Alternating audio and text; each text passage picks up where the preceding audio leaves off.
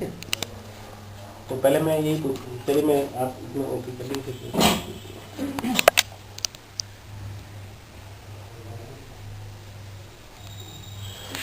मैं डॉक्टर विनी गुप्ता धीरज hospital centre point से बोल रही हूँ। मैडम आज के समय में जो है महिलाओं में श्वेत प्रदर की समस्या काफ़ी रहती है। क्या प्रिकॉशन होना चाहिए और क्या लक्षण है उसके आपकी नज़र में? देखिए, एक ऐसी आम बीमारी है जो कि औरतों में नहीं लड़कियों में भी मिलती है। ये सबसे ज़रूरी है कि हमारे जो खाने पीने की व्यवस्था है वो ठीक से हो, हम संतुलित आहार लें। आहार के संतुलित ना होने के कारण ही हमारे शरीर में सबसे पहले ये परेशानी शुरू होती है। हमारे खाने में प्रोटीन, कार्बोहाइड्रेट्स, फैट, मिनरल्स, ये सारी चीज़ें प्रॉपर कंट्रोल संतुलित मात्रा में होती हैं तो इस तरह की परेशानी हमें नहीं होती। आमतौर से आजकल के सभी बच्चे जो हैं वो फास्ट फूड की तरफ भाग रहे हैं, जो कि हमारा खाना है, हरी सब्जियां, दालें, इन सब चीज़ों से दूर भागते हैं। घरों में भी बच्चे सब्जियां खाना पसंद नहीं करते, दालें भी नहीं खाते हैं, तो उनका पोषण जो है, आहार जो है वो संतुलित ना होने के कारण इस तरह की परेशानियां जल्दी घर कर जाती हैं। खून की कमी होना शरीर में, ये भी शरीर को कमजोर करता है, और जब कमजोर शरीर होता है उसमें छोटी छोटी बीमारियां एक साथ इकट्ठी होकर वो बड़ा रूप ले लेती हैं।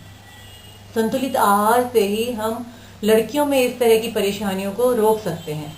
लेकिन अगर उन्हें किसी तरह का कोई इन्फेक्शन है, सफ़ेद पानी में अगर कोई बदबू आ रही है, या महीने में कोई ठीक से नहीं आता है, आगे पीछे रहता है कि टाइम से आ रहा है, कभी नहीं आ रहा है, कम है, ज़्यादा है, तो उस स्थिति में उन्हें तुरंत डॉक्टर से ज़रूर संपर्क करना चाहिए कि उन्हें इसके लिए क्या इलाज लें जिससे कि उनकी लड़कियों की परेशानी ठीक हो सके।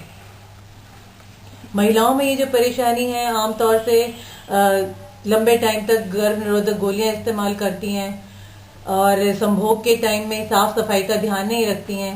कुछ महिलाएं ऐसी भी होती हैं जिनके हस्बैंड्स के और महिलाओं से संपर्क रहते हैं, तो और जो महिलाएं हैं उनसे इन्फेक्शन लाके वो अपनी महिला को दे देते हैं। वो भी एक इस तरह की सफ़ेद पानी की परेशानी करता है। कहीं बहुत सारी प्रेगनेंसी लगातार होना, कोई भी इंस्ट्रूमेंटेशन लाइक डीएनसी वगैरह होना, ये भी हमारी इस तरह की सर्विक्स को किसी न किसी रूप में इंजर करती हैं। वहाँ पर किसी तरह की कोई भी इन्फेक्शन वहाँ पर रह सकता है। अगर बच्चादानी के मुंह पे किसी भी तरह का कोई इन्फेक्शन रहता है तो वो धीरे धीरे बढ़ता चला जाता है और शरीर की कमजोरी के साथ साथ वो इतना बढ़ जाता है कि वो सफ़ेद पानी या ल्यूकोरिया का रूप ले लेता है।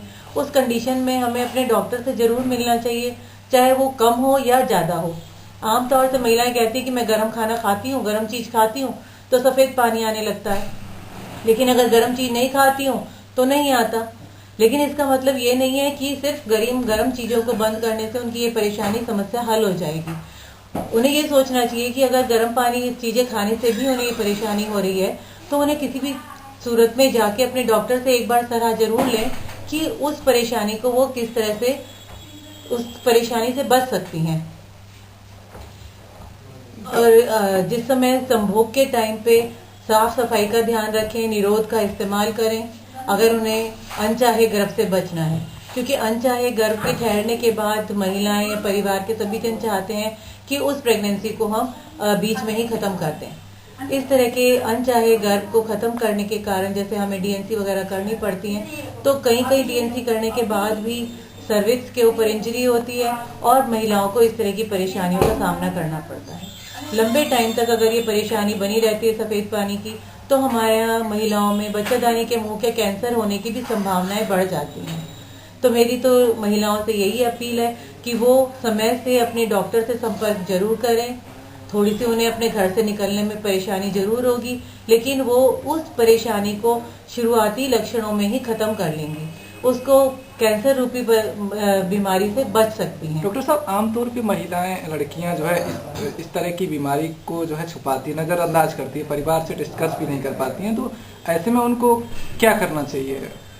कैसे वो जो है अपने परिवार को बताएं, कैसे डॉक्टर तक लक्षण इसके क्या है? मतलब प्राथमिक लक्षण पे जो है, देखिए, प्राथमिक लक्षण इस परेशानी के सिर्फ यही है कि उन्हें पेड़ों में दर्द रहेगा, माहवारी कभी आगे या कभी पीछे आएगी, कभी कम हो जाएगी, कभी कभी पेशाब में लंबे टाइम तक इन्फेक्शन या जलन भी हो सकती है, क्योंकि पेशाब का रास्ता और जो जननांग है महिलाओं का, उसका रास्ता बिल्कुल बराबर है। अगर एक भी जगह कोई इन्फेक्शन होता है तो दूसरे में इन्फेक्शन होने के चांसेस ज़्यादा रहते हैं।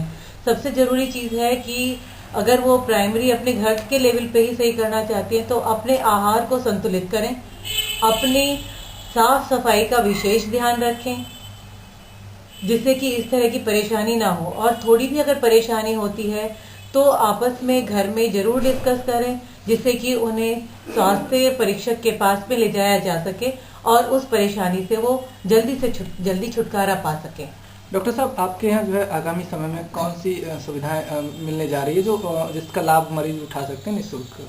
जो देखिए, मैं यहाँ पर अपने अस्पताल सेंटर पॉइंट धीरज हॉस्पिटल में हर महीने की 2 और 15 तारीख में निःशुल्क ओपीडी रखती हूँ, सुबह 10 से लेकर 2 बजे तक। उसमें महिलाएं आके अपनी सभी परेशानियों को मुझसे डिस्कस कर सकती हैं और परामर्श पा सकती हैं।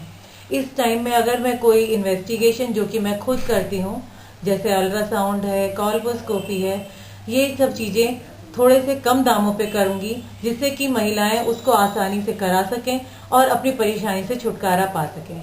इसके अलावा अभी 18 तारीख को भी हम एक कैंप करने जा रहे हैं, जनवरी 18 तारीख में, जिसमें हम सुबह 10 बजे से लेकर 2 बजे तक ओपीडी निःशुल्क रखेंगे। परामर्श हमारे मरीज निःशुल्क पाएंगे और उसमें अल्ट्रासाउंड जो कि हम 350 रुपए का करते हैं वो 150 रुपए में करेंगे। उसमें हमने एक इन्वेस्टिगेशन थायराइड प्रोफाइल भी रखा है जो कि लैब से रिलेटेड है। लैब में उसके रेट इस समय 450 रुपए हैं, लेकिन यहाँ पर हम इस समय हमने लैब वालों से बात कर ली है तो वो 250 रुपए में उसको करने के लिए तैयार हैं। हम उस समय कॉल्पोस्कोपी भी करेंगे, वो भी जो कि 1200 रुपए का टेस्ट है, वो हम 1000 रुपए में करेंगे। ठीक है। सब गरीब महिलाओं के लिए आपके यहाँ क्या दवाइयों का कोई प्रोविजन नहीं रखा है, लेकिन मेरे पास सैंपल की जो दवाइयाँ होती हैं वो इस तरह के मरीजों में ही मैं बांट देती हूँ। उसको मैं ऐसा नहीं है कि कहीं सेल ऑफ करती हूँ। जितनी भी दवाइयाँ मेरे पास होती हैं वो सारी दवाइयाँ मैं अपने गरीब मरीजों में ही डिस्ट्रीब्यूट कर देती हूँ। और कभी लगता है कि नहीं, पेशेंट वाकई में बहुत ज्यादा पुअर है और अफोर्ड किसी चीज को नहीं कर पा रहा है, तो मैं अपने पास से परचेज करके भी उसको दवाई दे देती हूँ। ठीक है डॉक्टर साहब, आपका धन्यवाद। आपका ये प्रयास सराहनीय है।